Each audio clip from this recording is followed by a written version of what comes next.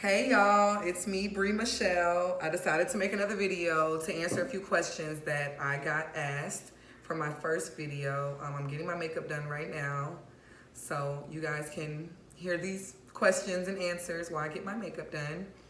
And hopefully this will put a lot of people at ease, and I can kind of, let you in on the real and what happened when I was in Colombia.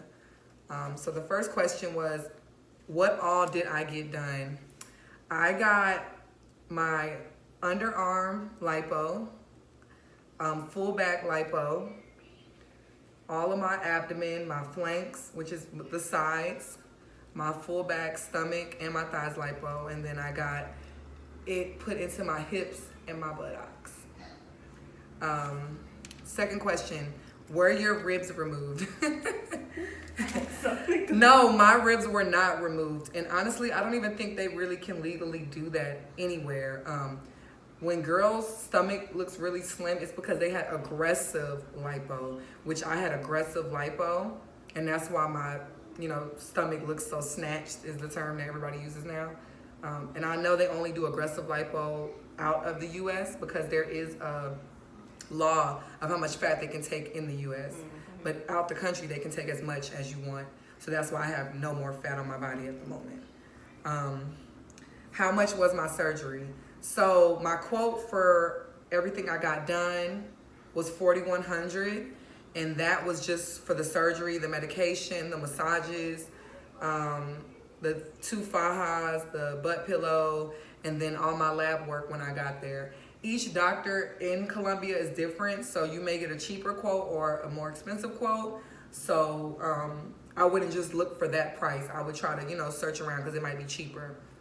How much all did you spend? Altogether, I spent $6,500. I spent $1,100 on top of the $4,100, and that was for my recovery house, which was in Colombia. They took me to the airport and back. Took me to all my appointments, took me to the surgery, fed me 3 meals a day plus snack, 24-hour nurse care. They washed my clothes. It came with Netflix and Wi-Fi and cable. You need to stay in a recovery house while you're there. I was there for 13 days. You can get a hotel and do a private nurse, but I just didn't want to do that. So I decided to stay in a recovery house, and you choose which one you want to stay in. So I kind of did my research online about recovery houses in Colombia and read reviews. Okay, who was my doctor? So my doctor was Fernando Ortega. I found him via Instagram and doing research in this website called realself.com, which is a website for plastic surgeons and girls who had surgery, and they write their reviews. And he had all good reviews, no deaths, and I really, really liked his work, and I really liked his quote and everything that came with it. What does deaf mean? Deaf is basically like, so some doctors have deafs, which means they did surgery on a woman or a male, and the person died after the surgery or during surgery. And a lot of doctors have deafs, and sometimes it's because the client may go into cardiac arrest. They may react different to the anesthesia, or she may lie about her health. But with my doctor, he was very sensitive. So if something wasn't right for me, I wasn't getting it done. Did I tell them how much fat to take out? Yes, I did. I told him I didn't want no fat on my body. He did recommendations, and I agreed with them. And I did tell them, and you can tell them. I told them how much fat to put in my booty. I told them I didn't want my butt to look too big. They do ask you because you are paying. And they actually love American people out there because we bring the money. Next question. Was I scared? I was scared up until the week it was time for me to go. One thing about me, once I pay for something, I'm getting it done because I hate wasting money. And I read so many reviews, and I was so healthy that me being scared kind of went out the window. And it's just like, I was like, you know what, I just want to get it over with. I'm going to do it. And even leading up to the day of the surgery, it was other girls in the recovery house, and they kind of put my mind at ease because it was one girl that had surgery 5 days prior to me coming to the recovery house, and she was walking around like she didn't even get surgery. So that's kind of what put me at ease. So, and I prayed a lot. I prayed a lot. I had my aunt who was very spiritual pray for me as well. And I just wanted to think positive because I feel like when you go into something negative, that's the outcome that you get. And I have anxiety issues. So with me, I just wanted to not freak myself out. And I did a really good job at that. I was very calm the entire time I was there. What made me get surgery? Okay, so I did have a baby, scholars for it. I had a baby 4 years ago. I gained a lot of weight after the surgery. I did work out, but I just didn't get my hourglass figure that I wanted. I was much skinnier before I had a baby. And I just wanted to get it. Honestly, it was laziness. I can say that much because honestly, you can work out and lose fat. You can't get the hourglass, but you can work out and lose fat. And it was just me being lazy. And you make some money, you want to kind of spend it. Next question. How long do you have to stay in Colombia? Okay, so each doctor is different, but legally, you have to stay down there over 10 days. You cannot get surgery in Colombia now and come back 5 days later. You can't even get through customs. You have to get cleared from your doctor. So I had to show a documentation saying I got surgery and that I was cleared to even leave. If not, they will keep you in Colombia. And honestly, it's safe like that. A lot of people hit me up like, oh, I don't want to stay that long. But honestly, you're not going to want to fly back on a plane 4 days later after surgery and you're in pain. You're scared. You're swollen. So with me, I was okay. I need to stay here until I'm able to walk through the airport by myself. Did I get my boobs done again? No, I didn't. I thought about getting them done because I thought they were too small. But now that my stomach is smaller, my boobs are starting to look bigger, and I'm gonna stop buying my clothes so big. I do buy my clothes is very big. How was my overall experience? My overall experience was really good. As you guys see, I blogged about it the entire time. I met a lot of women down there that was getting different surgeries, that had different experiences. A lot of them went for a second time. I met different doctors. The recovery house I stayed in, the owner was extremely sweet. Her Instagram is Amy's Recovery Home. She knew a lot of information about surgery. She knew the doctors. She, really took us around. I got to try different food. I had a really, really good time. The doctor I chose, his staff was amazing. The anesthesiologist was very nice. And my flight was long, but my layover was only like an hour.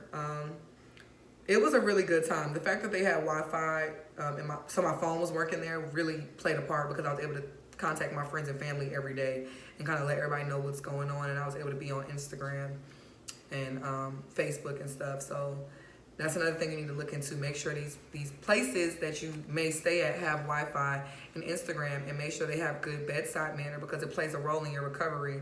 My nurses were so sweet. And I had days where I broke down twice because I was just in pain and ready to go home, or I couldn't bathe myself or go to the bathroom on my own. They helped me. You know what I'm saying? You need to read the reviews because if they're not going to help you, that's going to even make you more mad and more sad because you're alone by yourself. I honestly feel like you don't need somebody to come with you because when you're there, you're going to meet other people. You're going to see other people, and you're going to be in pain and sleeping. You're not going to have time to entertain the person that's there for you. And, I hear a lot of people say, well, you need moral support. But when you get to that hospital, the person is just in the waiting room. You're back there by yourself. You know what I'm saying? So I didn't feel like I needed somebody to come. And then it's like with that, you have your friends that may come with you or family, and they may try to talk you out of it or, get you a little scared and have mixed emotions about it. And I just didn't want anybody coming with me that would change my mind because I was already there. And this is something that I really, really wanted to do.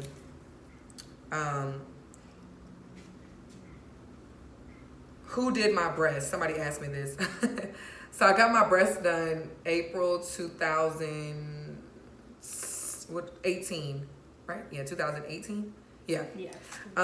Dr. Callgrove, he's in Vining Surgery Center in Marietta. He did my boobs. He did a really, really good job. He's extremely professional.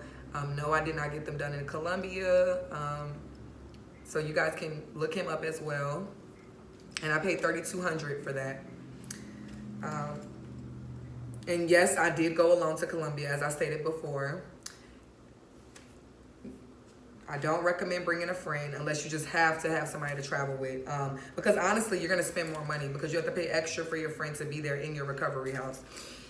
And I also recommend, when I was reading the reviews for recovery homes, a lot of the girls was like, just don't bring just enough for your surgery. So don't just leave with $4,100. Bring an extra $1,500 with you because you don't know what you're going to pay for. And I spent extra money because, you know, I paid $180 for a pain pump, which I wanted. That wasn't included. You know, I bought food when I was out there outside the recovery house.